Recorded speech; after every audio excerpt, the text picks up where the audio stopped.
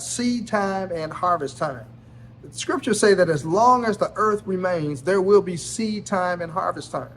And I love that because I've always said that the kingdom principles have been working since we go back to Eden, go back to the Garden of Eden. Kingdom principles were working back then and they continue to work today. Why is that the case?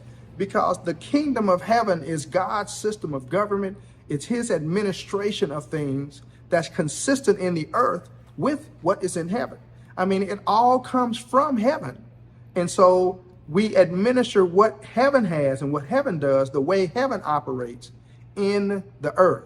And so it's the kingdom of heaven that is really the home base, the heaven, kingdom of heaven. That's the home base. Heaven, that's the home base. We are here on a satellite planet, physical planet called Earth. And so as those who are ambassadors for Christ, those of us whose home is not here, but we are really foreigners in the earth, we're supposed to use kingdom principles, those principles of seed time and harvest time, for instance, in the earth so that it looks like in the earth what it looks like in heaven. And so when we think about it, whatever you sow, the scriptures say that's what you're going to reap. So when you sow something, you don't know where it's coming up, when it's coming back, but you can expect that you're supposed to receive a harvest for it. And it's just like watermelon seeds. I mean, you may plant one watermelon seed, but by the time you look up and before things are over, that one seed will produce a plant that has 300 or 400 or maybe 500 seeds in it. So that you can take the one seed that you sowed and then take the seeds that come out of that harvest and you plant them again. And now you have hundreds upon hundreds of watermelons. It's just a short amount of time. It's thousands upon thousands because of one seed getting planted. And so it is when we encourage a brother or a sister, we give one seed of encouragement that helps them to get through that day. We don't know, we have no idea to measure how valuable that is over time because they made it through that one day. They received one other thing or two other things or five other things they were supposed to get just because they stayed in the running, just because they stayed at work. And then they're able to build on that. And so you actually did an investment in them that resulted in them receiving a whole lot more. And by the time you get a normal person, somebody who's led by God who will receive, at some point you see them also giving. And so the seed time, harvest time principle is active and it's working. And it's working throughout the earth. And it works for people who believe as well as people who don't believe. So it's not even a religious thing. To me, it's a government thing. It's a thing that you can count on, that if you sow, you should reap. It's one of those things where if you give, you know you're supposed to receive. The scripture says, give and it shall be given unto you.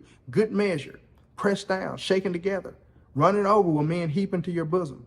So you give and it's given unto you. You invest in the kingdom. You invest in the kingdom by encouraging young children. You invest in the kingdom by giving your offerings and your tithes. You invest in the kingdom and you're building up, as Jesus said, treasures in heaven as a result of doing that. So you're sowing something, but because seed time and harvest time continue to work, there will come a harvest based on what you have sown. And so as we go into the holiday seasons, I want you to think about this because giving is not the same thing as tithing, and giving is not the same thing as offering, and giving is not the same thing as investing. And so as we head towards the holiday seasons, a lot of time people want to use that as a time to give. They want to use that as a time to sow, to send some money to a college student or whatever. I'm not talking against any of those things. It probably is a good time. I know it's certainly a good time when I needed it. I wanted somebody to be sending me something so I could just get through the holidays, get home sometimes, and be able to get back. So I'm not saying don't do any of that, but I'm saying let's be more deliberate and let's be more strategic in the way we do that. And so, first of all, if you are not a tither, I'm just going to go ahead and put it out there, then everything you give is an offering. So if you're not a consistent tither, if you don't tithe every time, always tithe, first fruits, whatever, then you or just giving offerings. This week you may decide, oh, I have money, I'm going to go ahead and tithe. You may be giving in the amount of a tithe, but you're not a tither. So first of all, I encourage you to become a tither. Now, some people say start with 5% and go to 6 and go to 7. I was never somebody who aspired to do anything like that. For me, I was in dire financial straits, and when I decided to tithe, I just said, it's going to start right now.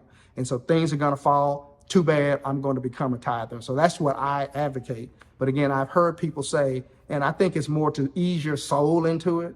And I'm not trying to let my soul necessarily be in charge of what my spirit knows is right.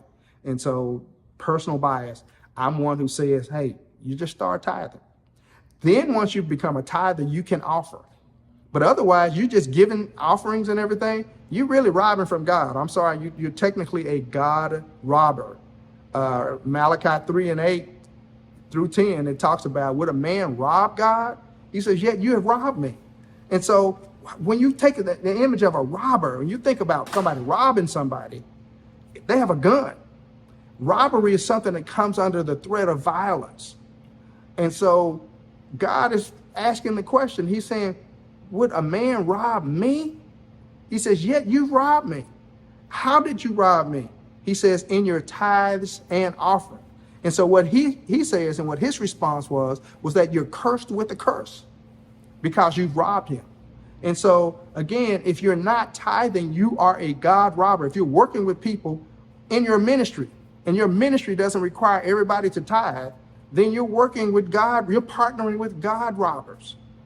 Not my words, I didn't invent it. Those words were in the Bible long before I was born. So God robbing happens when you don't tithe. Now, after you become a tither, then you have something to offer. That is then a free will, that is an offering based on your choice, your individual choice to give. And so you've given that offering, and so now you have given your tithes and offerings, and that's referred to in Malachi 3rd chapter, as I mentioned earlier.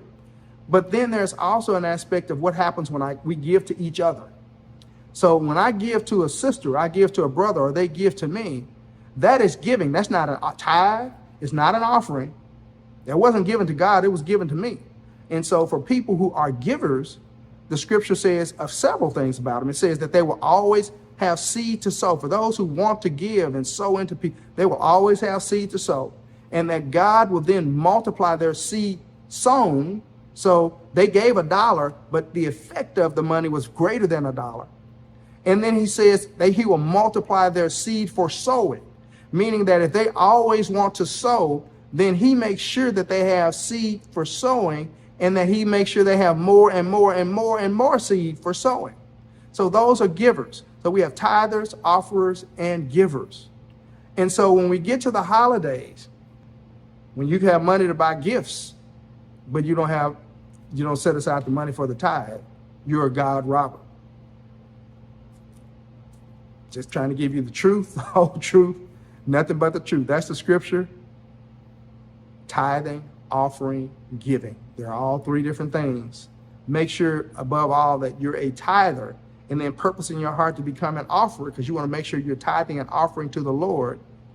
Let Jesus take your tithes and your offering and minister those to the Father. And then make sure you're also a giver. Make sure that you're giving to people. Thank you very much for joining me. This is the truth, the whole truth, and nothing but the truth.